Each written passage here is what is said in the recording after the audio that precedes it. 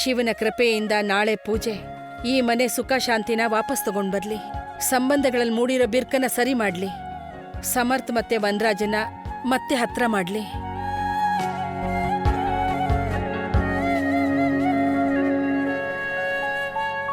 Relax ನಂದು. ಯಾವ ವಿಷಯ ನನ್ನ ಮಮ್ಮಿಗೆ ಇದುವರೆಗೂ ಹೇಳಿಲ್ವೋ ಅದು ಇವಾಗಲೂ ಸೀಕ್ರೆಟ್ ಆಗೇ ಇರಲಿ. ಮಮ್ಮಿ ಬೇರೆ ಇಷ್ಟೊಂದು ಟೆನ್ಷನಲ್ಲಿದ್ದಾರೆ. ಸರಿಯಾದ ಸಮಯ ನೋಡಿಕೊಂಡು ನಾನೇ ಮಮ್ಮಿಗೆ ಹೇಳ್ತೀನಿ. So please don't.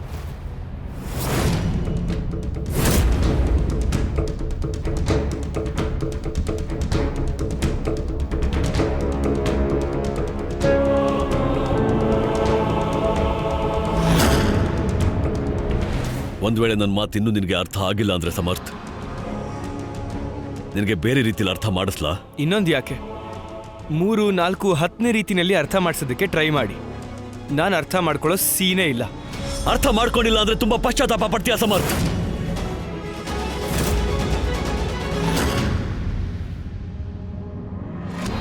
ನಾಳೆ ಮಹಾಶಿವರಾತ್ರಿ ಹಬ್ಬ ಇದೆ.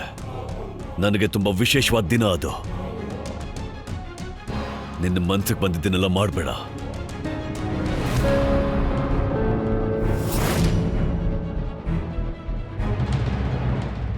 ಇಲ್ಲಿವರೆಗೂ ಮಾಡ್ತಾ ಇರಲಿಲ್ಲ, ಆದ್ರೆ ಇವಾಗ ನಾಳೆ ನಾನು ನನ್ನ ಮನ್ಸಿಗೆ ಬಂದಿದ್ದೆ ಮಾಡ್ತೀನಿ.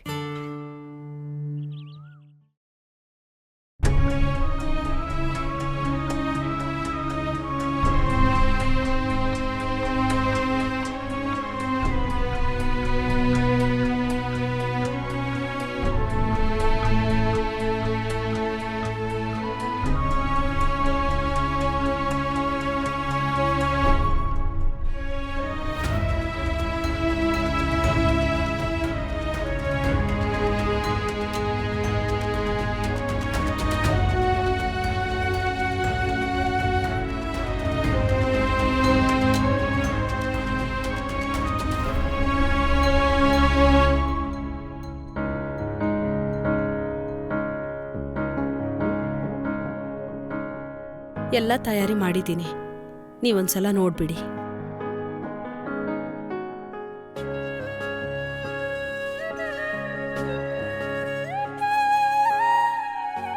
ಎಲ್ಲ ಸರಿಯಾಗಿದ್ಯಾ? It's perfect. ಅನುಪಮ, ಏನು? ಕಾವ್ಯ ಮತ್ತೆ ಅಮ್ಮ ರೆಡಿ ಆಗ್ತಾ ಇದ್ದಾರೆ. ನಾನು ಪೂಜೆ ಕೂತ್ಕೋಬೇಕು. ಪೂಜೆಗೂ ಮೊದಲಿನ ವಿಧಿವಿಧಾನ ನೀನು ಮಾಡ್ತೀಯಾ? ಅದು ಅಲ್ಲದೆ ಇಷ್ಟು ವರ್ಷದಿಂದ ನೀನೇ ಮಾಡ್ತಿರೋದು. ನಿನಗಿಂತ ಚೆನ್ನಾಗಿ ಯಾರಿಗೂ ಗೊತ್ತಿಲ್ಲ. ಯಾರಾದ್ರೂ ಪೂಜೆಗೆ ಕೂರೋವಾಗ ಅವ್ರನ್ನ ಪೂಜೆಗೆ ತಯಾರು ಮಾಡೋದು ಒಂದು ರೀತಿಲಿ ಪೂಜೆನೇ ಆಗಿರುತ್ತೆ. ನಾನು ಮಾಡ್ತೀನಿ.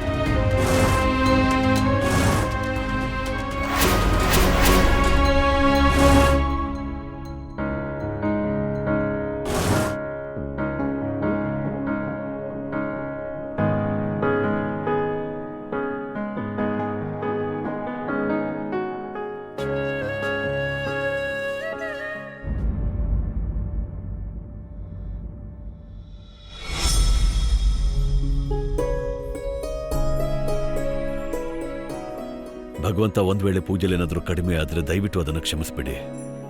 ಪೂಜೆಲಿ ಕಡಿಮೆ ಆಗ್ಬೋದು, ಆದ್ರೆ ಭಕ್ತಿಲಿ ಆಗೋದಿಲ್ಲ. ಇಲ್ಲಿ ಕೇಳಿ, ನೀವು ವನರಾಜ್ ಹತ್ರ ಮಾತಾಡಿ ಅವನಿಗೆ ಸ್ವಲ್ಪ ಬುದ್ಧಿ ಹೇಳಿ. ಈ ಸಲ ಏನ್ ಬುದ್ಧಿ ಹೇಳಬೇಕು? ಅದೇ, ಅವನ್ ಸಮರ್ಥ್ ಮೇಲೆ ಕೋಪ ಮಾಡ್ಕೋಬಾರ್ದು ಅಂತ. ವಯಸ್ಸಿಗೆ ಬಂದಿರೋನು ಏನಾದ್ರೂ ತುಷಾರ್ ರೀತಿ ತಪ್ಪು ಮಾಡ್ಬಿಟ್ರೆ ತೊಂದರೆ ಆಗ್ಬಿಡುತ್ತೆ. ಹೇಗೆ ಹೇಳಲಿ ನಾನು? ಇವರಿಬ್ರು ಒಂದು ವಿಷಯದಲ್ಲಿ ಒಂದೇ ತರದವರು. ಯಾವ ವಿಷಯದಲ್ಲಿ? ಅಪ್ಪನ ಮಾತು ಕೇಳ್ದಿರೋ ವಿಷಯದಲ್ಲಿ. ಸಮರ್ಥು ತನ್ನಪ್ಪನ ಮಾತು ಕೇಳಲ್ಲ, ಹಾಗೆ ವನರಾಜು ತನ್ನಪ್ಪಂದು. ನೀನೊಂದು ಕೆಲಸ ಮಾಡು, ಈ ಬುದ್ಧಿ ಹೇಳೋ ಗುತ್ತಿಗೆನ ನೀನೇ ತಗೊಂಡ್ಬಿಡು. ನಾನ್ ಮೊದ್ಲೇ ಆ ಕಾವ್ಯ ವಿಷಯದಲ್ಲಿ ವನರಾಜನ ಚೆನ್ನಾಗಿ ಬೈದಿದ್ದೀನಿ.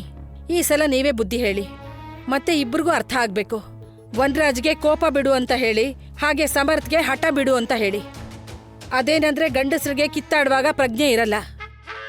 ಕಿತ್ತಾಡೋಕ್ಕೂ ಪ್ರಜ್ಞೆ ಇರ್ಬೇಕಾ? ಹಾ, ಹಾಗೆ ಆ ಪ್ರಜ್ಞೆ ಹೆಂಗಸ್ರಿಗಿರುತ್ತೆ. ಈ ಹೆಂಗಸರು ಇಡೀ ದಿನ ಒಬ್ರಿಗೊಬ್ರು ಜುಟ್ ಹಿಡ್ಕೊಂಡು ಕಿತ್ತಾಡ್ತಿರ್ತಾರೆ. ಆದ್ರೆ ಸಂಜೆ ಒಂದೇ ಒಲೆಯಲ್ಲಿ ಇಬ್ರು ಸೇರ್ಕೊಂಡು ಅಡಿಗೆ ಮಾಡ್ತಾರೆ. ಹೆಂಗಸರ ಜಗಳದಲ್ಲಿ ಹೆಚ್ಚು ಅಂದ್ರೆ ಒಲೆ ಉರಿ ಜಾಸ್ತಿ ಆಗತ್ತೆ, ಮನೆ ಒಡೆದು ಹೋಗಲ್ಲ. ಆದ್ರೆ ಗಂಡಸರು ಕಿತ್ತಾಡ್ತಾರಲ್ಲ, ಆಗ ಮನ್ಸಿಂದ ಹಿಡಿದು ಭೂಮಿವರೆಗೂ ಭಾಗ ಆಗ್ಬಿಡುತ್ತೆ, ಹಾಗೆ ಮನೇನು ಒಡೆದು ಹೋಗ್ಬಿಡುತ್ತೆ. ಸರಿ, ಪ್ರಯತ್ನ ಮಾಡಿ ನೋಡ್ತೀನಿ. ನಂಗೆ ಗೊತ್ತಿದೆ ಇಬ್ರು ಅರ್ಥ ಮಾಡ್ಕೊಳ್ಳಲ್ಲ, ಆದರೆ ಒಂದು ಕೆಲಸ ಮಾಡ್ತೀನಿ. ಈ ಪೂಜೆ ಮುಗಿದ ಮೇಲೆ ಇಬ್ಬರನ್ನು ಬೇರೆ ಬೇರೆ ಕೂರಿಸಿ ಮಾತಾಡ್ತೀನಿ.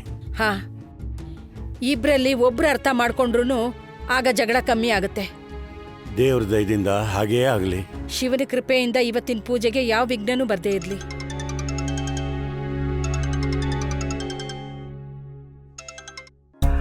ಹಲೋ. ಹಾ, ನಾನು ವನರಾಜ ಮಾತಾಡ್ತಿರೋದು. ನಾನೇ ಕಳಿಸಿದ್ದೆ CV. ಏನು ಆಗ್ಲಿಲ್ವಾ?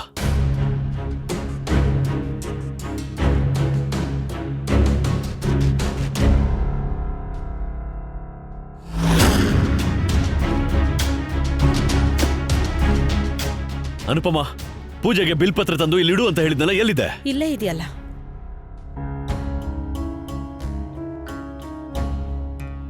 ಎಲ್ಲ ಸರಿಯಾಗಿದ್ಯಾ? ಹಾ, ಎಲ್ಲ ಸರಿಯಾಗಿದೆ. ನಾನೇ ಸರಿ ಇಲ್ಲ ಅಷ್ಟೇ. 50 ಕಡೆ ಕೆಲ್ಸಕ್ಕೆ ಅಂತ ಅಪ್ಲೈ ಮಾಡಿದ್ದೆ, ಎಲ್ಲ ಕಡೆನೂ ರಿಜೆಕ್ಟ್ ಆಗ್ಬಿಟ್ಟೆ. ವನರಾಜ್, ಯಾವ ವನರಾಜ್ ಕೆಳಗೆ ಒಂದ್ ಟೈಮಲ್ಲಿ 50 ಜನ ಕೆಲಸ ಮಾಡ್ತಿದ್ರು, ಅವನೇ ಇವತ್ತು ಕೆಲಸ ಇಲ್ಲದೆ ಕೂತಿದ್ದಾನೆ. ಅರ್ಧ ಸ್ಯಾಲರಿ ಕೆಲಸ ಮಾಡೋದಕ್ಕೆ ತಯಾರಾಗಿದ್ದೀನಿ, ಆದ್ರೂ ಯಾರು ಕೆಲಸ ಕೊಡೋಕೆ ರೆಡಿ ಇಲ್ಲ. ಶಿವ ಎಲ್ಲ ಸರಿ ಮಾಡ್ತಾನೆ.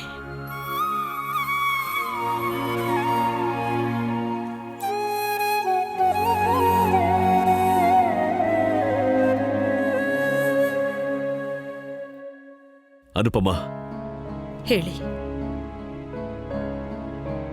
ಅಪ್ಪ ಅಮ್ಮನಿಗೆ ಇದ್ರ ಬಗ್ಗೆ ಇವಾಗಲೇ ಏನು ಹೇಳ್ಬೇಡ. ನನ್ನ ಫ್ಯಾಮಿಲಿಗೆ ಇದೆಲ್ಲ ಗೊತ್ತಾಗೋದು ನನಗಿಷ್ಟ ಇಲ್ಲ, ಮತ್ತೆ ಅವ್ರ ಅನುಕಂಪ ತೋರಿಸೋದು ಇಷ್ಟ ಇಲ್ಲ.